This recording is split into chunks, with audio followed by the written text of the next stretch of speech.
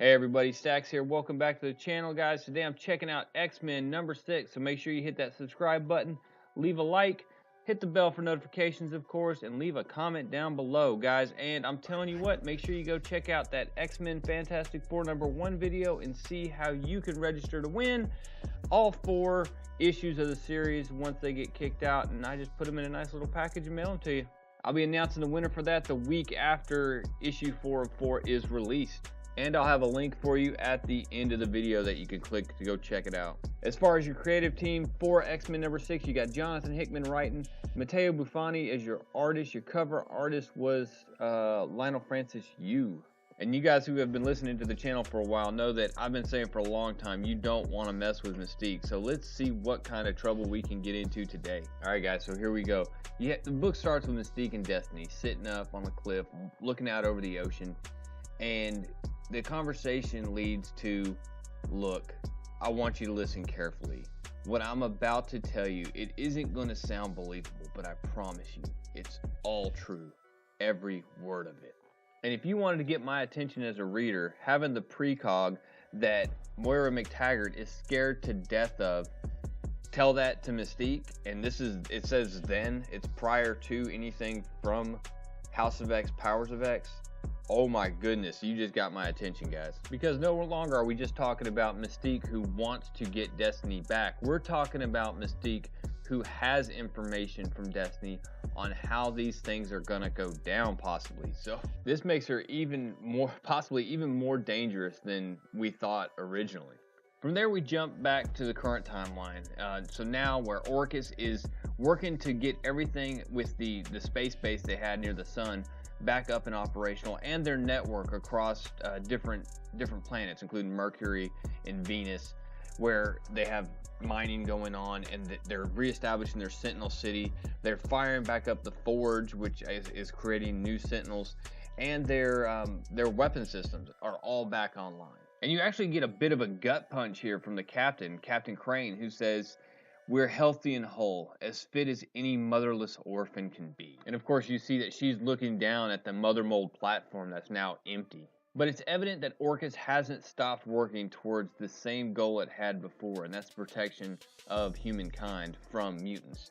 And that's where we jump into Director Devo, who he is working on something. We find out that whatever this piece of equipment is, he's completed it, and he calls a courier to go and deliver it to Dr. Gregor.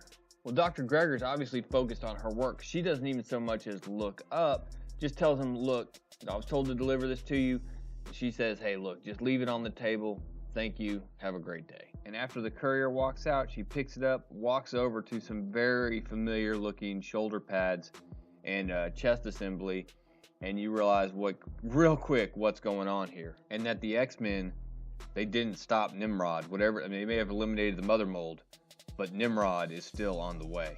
From there, we jump back to a scene from Powers of X number 1. It's the conversation between Mystique and Professor X when she comes back and says, look, I have demands. And, Charles Xavier kind of, nonchalantly, do you now? Is helping your fellow mutant not reward enough for Raven Darkholme?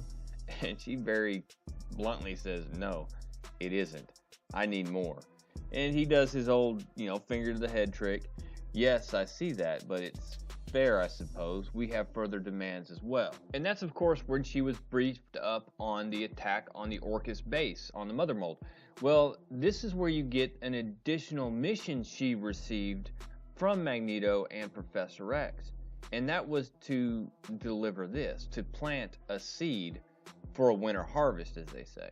Jump to the mission where her entry point into the attack, where Nightcrawler dropped her, was in this preserve, which is actually called the Habitat. I don't want to assume that this is the same place that Wolverine and Moira ended up in the future. I don't know that it is. There's some suggestions that it might be.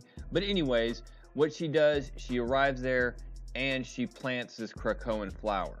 And this is great because what this establishes is that she had a mission from Charles and Magneto that no one else knew about, and that she basically provided a way for a follow-up attack, if you will, a way to spy on these people, a way to know. I mean, Worst case scenario, if they didn't find this flower, if they didn't get the mother mold, they had a backup plan. And that's, in my opinion, that's freaking brilliant. What it does call into question, though, is they did not, I mean, and Cyclops pointed this out, they did not take a Krakoan flower with them because they were afraid that if it fell into Orcus's hands, what it could mean. And that led the entire team to believe they were on a one-way trip, and they embraced it, and they knew that what they had to do in order to take out the mother mold, and there was no turning back. Well, as we all know, basically Mystique claims to be, hey, I got a little bit turned around. We know that's completely false now.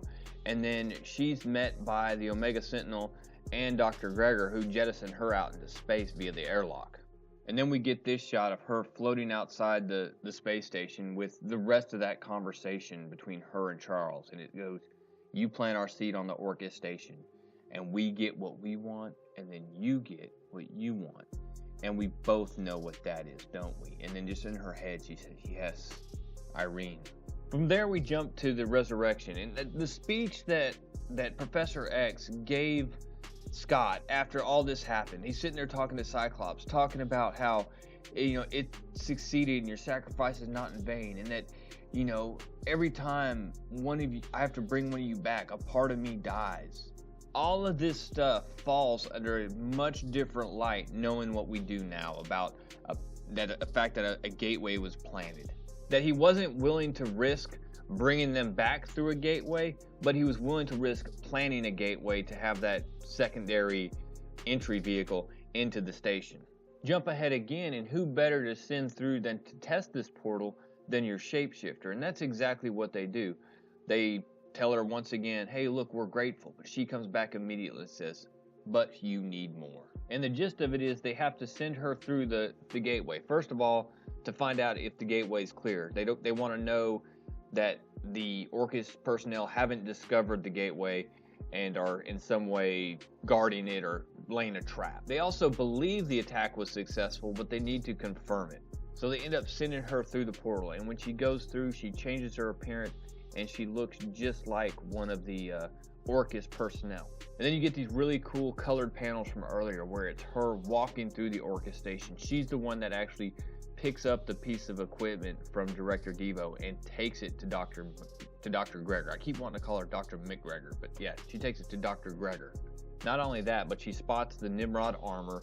She actually goes to Dr. Gregor's sleeping quarters and is standing there with a knife, but we don't know what happens. But from there, we jump back to her debriefing of the events to Professor X and Magneto, where she's like, look, we took our shot and we missed. And he's like, Professor X is like, what happened? She said, like, look, I don't completely understand all of it, but it looks to me that your belief that Nimrod came from the mother mold is wrong. There's a scientist there named McGregor who's building something that looks just like one. And Magneto calls her out. He's like, well, why didn't you just take care of it? And she smiles and says, haven't you heard? We have laws. And he comes back with, not for that, not for them. And let's be honest, not for you, if you thought it needed doing. So the question is, why didn't you? And Mystique looks away and says, look, it's because you needed to know, and now you do. And Professor X calls her out. She says, no, it's more than that. Out with it, Raven. And at that point, she just unloads on him. She's like, I've been helpful. I've been cooperative. As much as it's not in my nature, I've done my part, but I'm not doing one more thing until you give her to me. And Magneto just sits back and says, that wasn't the deal. And she's like, I don't care. Bring her back. And Professor X here just says, Raven, after all this time, after all the years of you stabbing your own kind in the back just to get what you want, after all of that, do you really think we can trust you? And Mystique just screams at him, I want her back. And Professor X just says, and she will return when you've earned it. And Magneto just says, we need you to do this. It must be done. And she agrees and just says, look, I'll go back tomorrow. And they thank her, and she goes off to her place. But before she does, she looks Charles right in the cerebro and says, I hate you, Charles. I've always hated you. And he just looks up and, you know, breathes through his teeth and says, hated and feared. I fear I'm growing numb to it.